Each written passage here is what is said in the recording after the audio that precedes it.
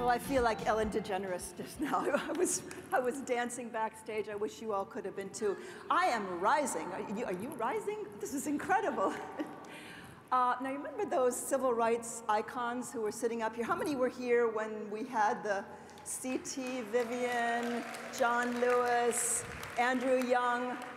He said, be disruptive. Now, how many people were disruptive in the last 2 days? How many people were troublemakers? Raise your hand. Come on. I want to see it. Oh, that's not very good.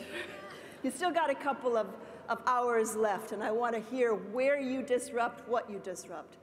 So today I have a question to ask, and the question is, how much light can emanate from a single spark?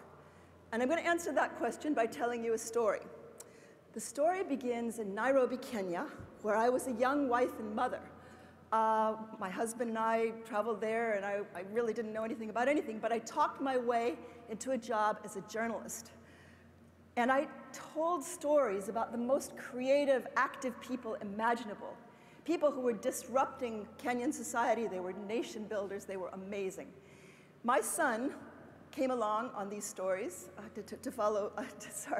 came along to tell these stories with me. He was just a kid. And we discovered there were about 5 or 6 words that really describe these people. People like Michael Werekwe, who walked across Kenya to create awareness of rhino problems. People like Sir Michael Wood, who started the Flying Doctor service in Kenya. People like John and Joan Carmali, who couldn't send their kids to school because they were mixed race, so they actually volunteered to start a school. The words are inspiration. There's always a spark of inspiration that ignites a light in us to explore the possibilities of finding a solution, which we use our imagination to find the solution, so we can take action and arrive at our destination. So I was truly inspired, but Dan was even more inspired. And it was like a little light, a candle, went off in his head. And when there were problems in a country that has no social services, he just volunteered to create something. His first creation was a Operation Operation Save a Heart, which was for a little girl who needed a heart operation. She was a scholarship Kenyan kid. He had wild parties in our backyard, and I couldn't complain because, of course, it was all for a good cause. This particular image is one from his journal that he kept during his life. He kept a load of journals. So the next thing he took on, so he started with an individual. He then moved on to tackle a family. There was a family of Maasai, 7 or 8 kids, deadbeat dad. So Dan took jewelry that the mother had made and sold it to all of our friends. Oh, my goodness me, we're all bedecked with Maasai jewelry. It was almost a form of microfinance all those years ago. Dan, when he was about 19, he took on a community. He heard that there was problems in a refugee camp in Malawi. So he gathered together a group of 15 kids, and they started Student Transport Aid. And he took these kids across Africa, 15 kids in 2 Land Rovers. You can imagine how that went, including Christopher Nolan, who is the Batman director. Ellie Tatum, who's the publisher of the Amsterdam News. Many of you know that is the largest African-American newspaper in the country. Who else? Rocco Bellic, who did the film Happy. If you haven't seen the film Happy, you have to see it. I'm telling you these people because they were all ordinary kids, but they were inspired by what happened on that trip, and they became extraordinary lights in the world. When Dan was 21, he heard about a terrible famine raging in Somalia. But in those days, before mass communication, nobody really knew what was going on. So Dan flew off to Somalia and took photographs of some of the worst cases of thousands of children and mothers and fathers dying. He went back over and over through the next year. His pictures were among the very first to ignite a reaction, Operation Restore Hope, which came and brought relief aid to Somalia. He was doing really, really well, but there was a terrible bombing by UN forces on a house where they suspected the warlord was hiding. And Dan and his friends, other colleagues, ran to the house to take pictures of what had happened. And when they got there, the people were so enraged that they beat and stoned Dan and 3 other journalists to death. So when Dan's friends lit a fire to celebrate, as they said, the sparks Dan had lit in others, I basically knew my life was over. There was no possibility of Dan's light shining ever again, and quite frankly, there was no possibility of my light shining again. I was inspired, ultimately, by the stories of other people who focused to see the light in that darkness. People who transformed pain into something positive, and there is not a person in this audience, I know that, who has not gone through tremendous pain. It may be the loss of a parent or a child. It may be the loss of a spouse or a brother or a sister, an auntie or an uncle. It may be the loss of a dream, a vision, something that you have wanted to do in your life, and right now it doesn't seem possible. But I'm telling you that it is possible to transform that deep pain into something positive, something that can bring light back into your life.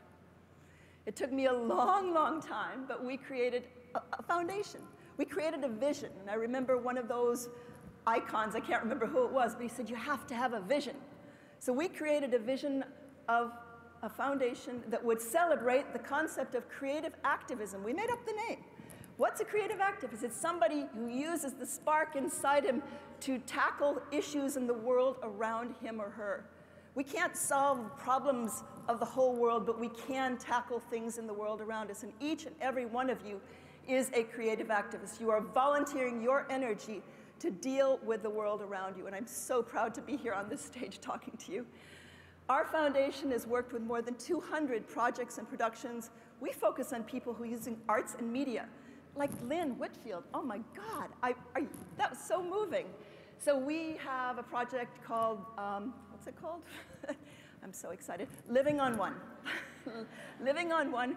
These kids went off to Guatemala to live on $1 a day and experience what it's like. And they came back and they go around to schools across the country and explain what it feels like to be hungry and not know where your next 50 cents is coming from. They've created a sort of microfinance program. Look them up on our website and see if you can support them. We have another project which I love, Beyond Right or Wrong. And you remember Kwaku Mandela was sitting up here? Kwaku is part of that project along with Lekha Singh. They traveled the country, Lekha traveled the world to tell stories about forgiveness, how forgiveness can truly transform every aspect of our lives. And believe me, it's a lesson I had to learn. I did a TED Talk on it, and it was a long journey for me to forgive the Somalis who killed my son, and I did. Another project we've got is called A Small Act, and this is one that will resonate with so many of you. How many people here donate money, like, you know, to a child in Africa or India to help them? Are there folks out here who do? Yeah, there are all sorts of you. All right, so Chris Mburu was a starving kid in Kenya. And this lady, Hilda Beck, sent $50 a year, a small act, to this child she didn't know all across Africa. When he grew up and graduated from Harvard Law School, he went back to Sweden to find this woman. He had no idea who had done this small act. And he found this retired nun in Sweden. And he did a film called A Small Act, showing the power of a small act to literally transform a life. And because of this film that he did, he has raised hundreds of thousands of dollars to change the lives of hundreds, maybe thousands, of children across Africa who are now getting an education. We gathered together the lessons we learned from all these people we've studied over the years and shared with, and they're amazing people. Their hearts are as big as all outdoors, but they are ordinary people, but with an extraordinary view of their effect in the world around them, their ability to impact them. They are people like each one of you. You are exactly the creative activists we're talking about. And we've created this toolkit. It's called A Guide to Changing the World Around You. That's Dan, by the way. And it's, oddly enough, what we discovered is it came down to the same principles that I had seen early on with those extraordinary nation builders in Kenya. It's about what inspires you, what makes you want to go on that exploration using your imagination to find a solution and take action. It's no good just standing around saying, "Ooh, I got the idea." Whee. No, it's all about action. And you arrive at your destination, but guess what, guys? It starts all over again. Once you're there, it's going to start all over again, because there are so many challenges in this world. Dan did not set out to be an inspiration. He did not set out to inspire me to create an organization that has maybe helped 200 people, projects, and productions that have touched 100 million people. He did not set out to do anything except listen to that little voice inside his head, that spark of light that illuminated him, that made him radiant.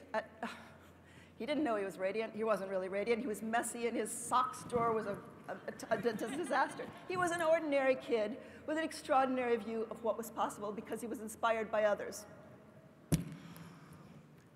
I'm looking at you, and I see points of light everywhere. I see your inner light. It's shimmering here. It's shiny, it's bright.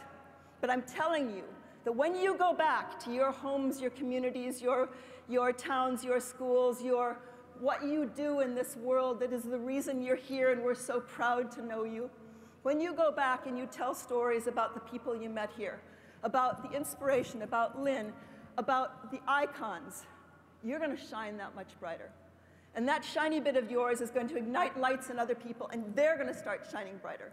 And you're going to tell them what you learned from the icons. You're going to tell them to be disruptive, be troublemakers, have a vision. When you get knocked down, you stand up. You love the hell out of people. Didn't you love that statement? You love the hell out of people, or hell, you love people. And they said, well, the words that I particularly love, it's from Goethe.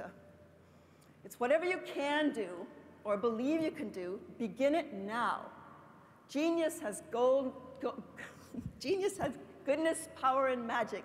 Begin it now. And I'm telling you what will happen. What will happen is we will unite the light. We will unite the light in this room. You will be inspiring people to brighten their lights. And this light will literally travel the planet and illuminate the dark places on this earth, the dark places in people's hearts, the hurt spaces that would mean that a child would strap on a bomb and become a suicide bomber. The hurt places that we all have that need inspiration, that need solutions. The hurt places on our planet, the air, the water, the earth. We need solutions. We need inspiration. We need your spark. So my final question is, what is your spark? Thank you.